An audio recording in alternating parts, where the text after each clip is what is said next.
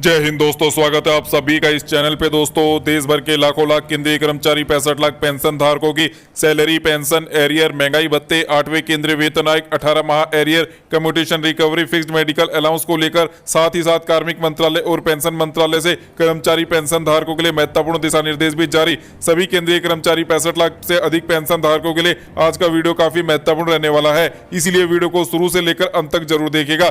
दोस्तों, वीडियो में आपको पूरी जानकारी प्रोवाइड करें उससे पहले आप सभी से एक छोटी सी गुजारिश है। सबसे पहले वीडियो को लाइक और नीचे ब्लैक कलर के बटन को दबाकर चैनल को जरूर सब्सक्राइब करके रखें, क्योंकि यही एकमात्र चैनल है जो आपको सरकारी कर्मचारी, पेंशन धारक, भूतपूर्व सैनिक, भूतपूर्व जवानों के रिगार्डिंग सभी खबरें सही, सटीक व तथ्यों पर आधारित दिखाता है। तो चलिए दोस्तों, ऐसे में ज्यादा समय न लेते हुए आज की सभी खबरों को विस्तार पूर्वक जान लेते हैं। सबसे पहले बात करेंगे 6 महीनों के उपभोक्ता मूल्य सूचकांक के आंकड़ों की। आपकी जानकारी के लिए बता दें कि केंद्रीय कर्मचारी पेंशन धारकों के लिए केंद्र सरकार साल में 2 बार महंगाई भत्ते और महंगाई राहत के आंकड़ों में संशोधन करती है। अब आपके लिए जून महीने के आंकड़े भी जारी किए जा चुके हैं। तो ऐसे में जनवरी, फरवरी, मार्च, अप्रैल, मई, जून कुल मिलाकर 6 महीने के जो आंकड़े जारी हो चुके हैं, उसके बाद आपका मौजूदा महंगाई भत्ता, महंगाई राहत पूरे 3% बढ़ चुका है।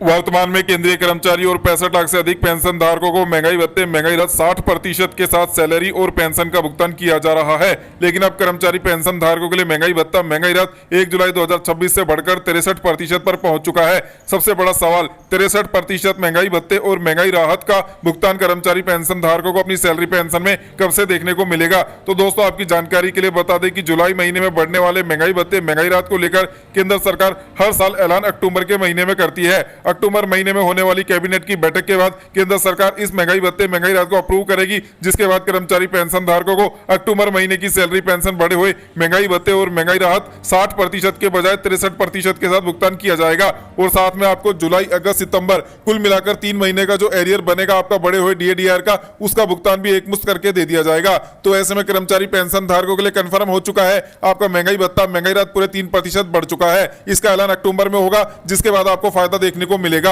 अब चलिए दोस्तों, अगली बड़ी जानकारी की चर्चा कर लेते हैं।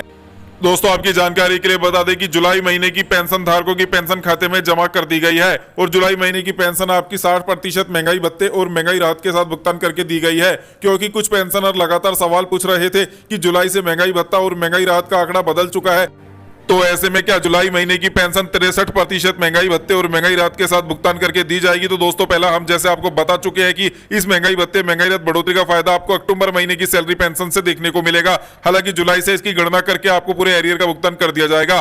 तो चलिए दोस्तों, अगली बड़ी इंफॉर्मेशन की चर्चा कर लेते हैं। दोस्तों, आपकी जानकारी के लिए बता दें कि जुलाई महीने की जो पेंशन खाते में जमा करके दी गई है, ज्यादातर पेंशन धारकों को शिकायत देखने को मिली है। कुछ पेंशन धारकों की पेंशन इस बार कम भुगतान करके दी गई है। इसके पीछे की वजह क्या है, अभी तक क्लैरिफिकेशन निकलकर सामने नहीं आ पाया है। लेकिन कुछ पेंशन धारकों की पेंशन में 2000 रुपए की या 3000 रुपए तक की कटौती देखने को मिली है। कहीं आपके साथ भी ऐसा तो नहीं हुआ है? एक बार अपनी पेंशन को वेरीफाई जरूर करें। जितनी पेंशन आपकी आनी चाहिए थी, क्या उतनी ही पेंशन आपकी खाते में आपको देखने को मिली है या नहीं मिली है?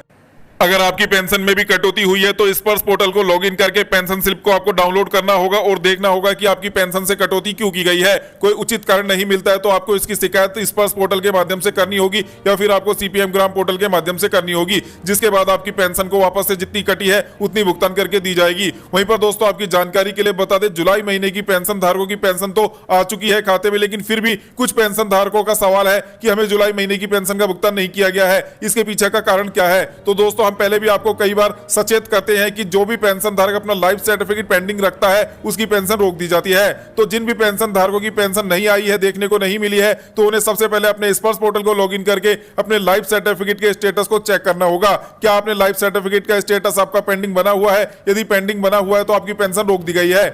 अब आपको सबसे पहले अपने लाइफ सर्टिफिकेट को भरना होगा, उसके बाद विभाग द्वारा उसे वेरीफाई किया जाएगा, उसके बाद ही आपकी पेंशन को रिलीज किया जाएगा। तो यहाँ पर हम आपको पहले से ही बताते रहते हैं कि लाइफ सर्टिफिकेट के स्टेटस को जरूर वेरीफाई करें भरने के बाद कि लाइफ सर्टिफिकेट विभाग ने अप्रूव किया है या नहीं किया है। यदि नहीं किया है तो आपको दोबारा अप्लाई करके दोबारा भरने की आवश्यकता होती है।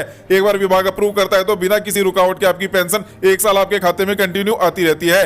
वहीं पर दोस्तों, आपकी जानकारी के लिए बता दें, कुछ पेंशन धारकों को भ्रम की स्थिति बन जाती है कुछ पेंशन धारक सोचते हैं मोबाइल पर हमें मैसेज नहीं मिला है तो हमारी पेंशन भुगतान नहीं की गई है, हमारी पेंशन को रोक दिया गया है। लेकिन दोस्तों इसके विपरीत सच्चाई अलग होती है। आपकी जानकारी के लिए बता दें, कई बार आपकी पेंशन आपके खाते में आ चुकी होती है लेकिन बैंक द्वारा मैसेज नहीं भेजा जाता है, जिसके चलते आपको ऐसा लगता है। तो आप बैंक में जाइए, अपनी पासबुक में एंट्री कराइए, आप देखेंगे कि आपकी पेंशन आ चुकी होगी। तो ऐसी भ्रम की स्थिति से बचने के लिए आपको पासबुक में एंट्री जरूर करानी चाहिए। वहीं पर आपको मोबाइल पर जो फ्री नंबर होता है कॉलिंग का, हर बैंक का अलग होता है, उस नंबर पर कॉलिंग करके आपको बैलेंस की उपलब्धता की जानकारी प्राप्त करनी चाहिए। तब आपको पता चल पाएगा कि आपकी पेंशन आई है या नहीं आई है। कई बार बैंकों के द्वारा एसएमएस नहीं भेजा जाता है, जिसके चलते ऐसी स्थिति बन जाती है। अब चलिए दोस्तों अगली बड़ी इंफॉर्मेशन की चर्चा कर लेते हैं। दोस्तों केंद्रीय कर्मचारी 65 लाख पेंशन धारकों के लिए 8वें वेतन आयोग को लेकर बड़ी अपडेट निकलकर सामने आई है। गोपनीय सूत्रों के हवाले से दावा किया गया है कि केंद्र सरकार फिटमेंट फैक्टर 2.25 पर विचार विमर्श कर रही है और भविष्य में 8वें वेतन आयोग के दौरान कमेटी 2.25 फिटमेंट फैक्टर की रिकमेंडेशन कर सकती है, जिसके बाद कर्मचारी पेंशन धारकों को बड़ा तोहफा देखने को मिलेगा और सैलरी पेंशन में अच्छा खासा उछाल देखने को मिलेगा। दोस्तों आपकी जानकारी के लिए बता दें कि यदि फिटमेंट फैक्टर को 8वें वेतन आयोग के दौरान 2.25 रखा जाता है तो ऐसे में कर्मचारी पेंशन धारकों की सैलरी पेंशन में अच्छी खासी बढ़ोतरी दर्ज की जाएगी और कर्मचारी पेंशन धारकों को 8वें वेतन आयोग का सही मायने में फायदा मिल पाएगा। वहीं पर दोस्तों आपकी जानकारी के लिए बता दें कि 8वें वेतन आयोग में कुछ अहम बदलावों को लेकर भी गोपनीय सूत्रों ने दावा किया है कि 8वें वेतन आयोग की कमेटी एडिशनल पेंशन को 65 वर्ष से शुरू किए जाने को लेकर भी विचार विमर्श कर रही है। आने वाले समय में 65 वर्ष की आयु से एडिशनल पेंशन का फायदा देखने को मिल सकता है। दोस्तों आपकी जानकारी के लिए बता दें कि जेसीएम के सचिव श्री शिव गोपाल मिश्रा जी ने मांग पत्र भेजा था 8वें वेतन आयोग की समिति को, जिसमें मांग की गई थी कि केंद्रीय पेंशन भोगियों के लिए एडिशनल पेंशन का फायदा 65 वर्ष की आयु से लागू करके दिया जाए। उन्होंने मांग की है कि 65 वर्ष की आयु से बेसिक पेंशन में 5% का इजाफा, 70 वर्ष में बेसिक पेंशन में 10% का इजाफा, 75 वर्ष में बेसिक पेंशन में 15% का इजाफा और 80 वर्ष में बेसिक पेंशन में 20% का इजाफा, और ये बढ़ोतरी लगातार 100 वर्षों तक इसी प्रकार चलती रहे। और जैसे ही पेंशन धारक अपने जीवन काल के 100 वर्ष की आयु पूरी करता है उसे फुल पेंशन दी जानी चाहिए। तो दोस्तों मिली जानकारी के अनुसार इस मांग पर 8वें वेतन आयोग की समिति गंभीरता से विचार कर रही है और आने वाले समय में इसे लागू भी किया जा सकता है। इसके अलावा 8वें वेतन आयोग की गोपनीय सूत्रों का हवाले से दावा है कि 8वें वेतन आयोग की समिति आपकी कम्यूटेशन रिकवरी की अवधि को भी 15 वर्षों से घटाने पर विचार कर रही है। लेकिन अभी तक ये सामने नहीं आ पाया है कि कम्यूटेशन की अवधि को 15 वर्षों से घटाकर 11 साल किया जाएगा या 12 साल किया जाएगा या फिर 10 साल 8 महीने किया जाएगा। लेकिन विचार जरूर किया जा रहा है। आने वाले 8वें वेतन आयोग में कम्यूटेशन रिकवरी की अवधि भी हमें कम होती हुई दिखाई दे सकती है। वहीं पर दोस्तों आपकी जानकारी के लिए बता दें कि एफएमए यानी कि फिक्स्ड मेडिकल अलाउंस को लेकर भी गंभीरता से विचार किया जा रहा है। ऐसी खबरें निकलकर सामने आई हैं। बताया जा रहा है कि केंद्रीय पेंशन धारकों को फिक्स्ड मेडिकल अलाउंस जो 1000 रुपए प्रति माह दिया जाता है वो नाकाफी साबित होता है प्राइवेट अस्पतालों में इलाज के लिए।